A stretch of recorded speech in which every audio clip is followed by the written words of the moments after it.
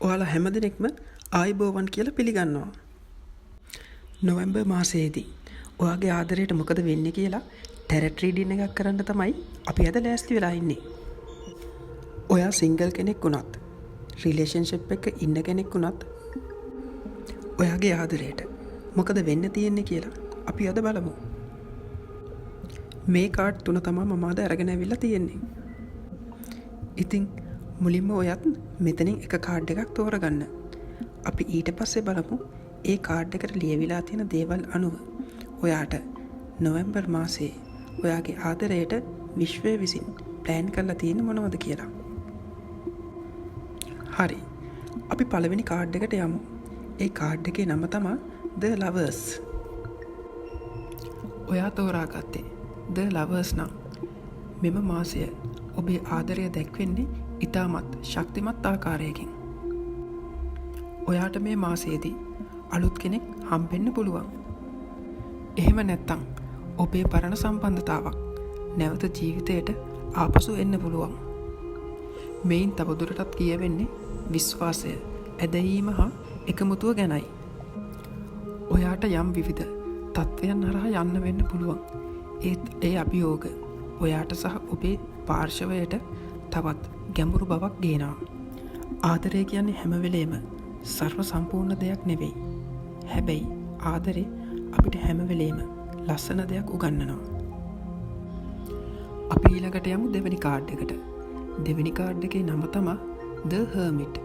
ඔයා තෝරගත්තේ The Hermit නම් මෙම මාසය ඔබට ආදරය ගැන නිශ්ශබ්ද මඟ පෙන්වීමක් ලබා දෙනවා. ඔයාට තනිකමක් දැනෙන්න පුළුවන්. ඒ වගේම ඔයාට කෙනෙක්ව නොපෙනෙනවා කියලා හිතෙන්න පුළුවන්. ඒත් මේ කාලය අහිමි වෙලා යන එකක් නෙවෙයි. මෙය ඔබටම ආදරය කිරීමේ කාලයයි. ඔයාගේ අතීතයේ ආදර සම්බන්ධතාවක් ගැන සිතන්න. ඔයාට සැබෑවටම අවශ්‍ය වෙලා තියෙන්නේ මොන වගේ සම්බන්ධතාවක්ද කියලා හරියටම හඳුනාගන්න. The Hermit පෙන්වන්නේ ආදරය ඔබේ පිටත නොව ඔබේ අභ්‍යන්තරයේම පවතිනවා කියලා. ඔයා එය හඳුනාගත්ත විට නව ආලෝකයක් ඔබේ ජීවිතයට පැමිණේවි. අපි ඊළඟට යමු තුන්වෙනි කාඩ් එකට. මේ කාඩ් එකේ නම තමයි Two of Cups. ඔයා තෝරගත්තේ Two of Cups නම් මේ මාසය ඔයාට ආදරය පිරී තියෙන මාසයක්. ඔයාට අලුතෙන් ආදරයක් ඔයාගේ ජීවිතයට එකතු වෙනවා වෙන්න පුළුවන්. එහෙමත් නැත්තම් පරණ සම්බන්ධතාවක් නැවත අලුත් වෙනවා වෙන්නත් පුළුවන්. මේ පෙන්වන්නේ සමබර ආදර සම්බන්ධයක්. දෙපාර්ශ්වයම එකිනෙකා තේරුම් ගන්න, අනිත් කෙනාව විශ්වාස කරන, ඒ වගේම හොඳින් ආදරය බෙදා ගන්න, ඒ වගේම තවත් අනිකව හොඳින් තේරුම් ගැනීමේ ආදරයක්. ඔයාට තේරෙන්න ඕනේ ආදරය කියන්නේ එකිනෙකා සර්ව සම්පූර්ණ වෙන එකක් නෙවෙයි. එකිනෙකාගේ කැමති අකමැති වලට ආදරය කරන එකටයි. ඔයා තෝරාගත්ත කාඩ් වලට අදාළ කියවීම තමයි ඒ. ඉතින් ඔයාටත් මේ මාසයේ ඔයාගේ ආදරය කොහොමද උනේ කියලා අපිට කමෙන්ට් එකකින් දාන්න.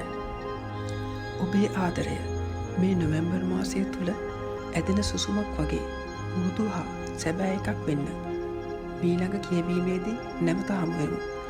ඉතින් ඔයා මේ වීඩියෝ එකට කැමති නම් ලයික් එකක් දාන්න.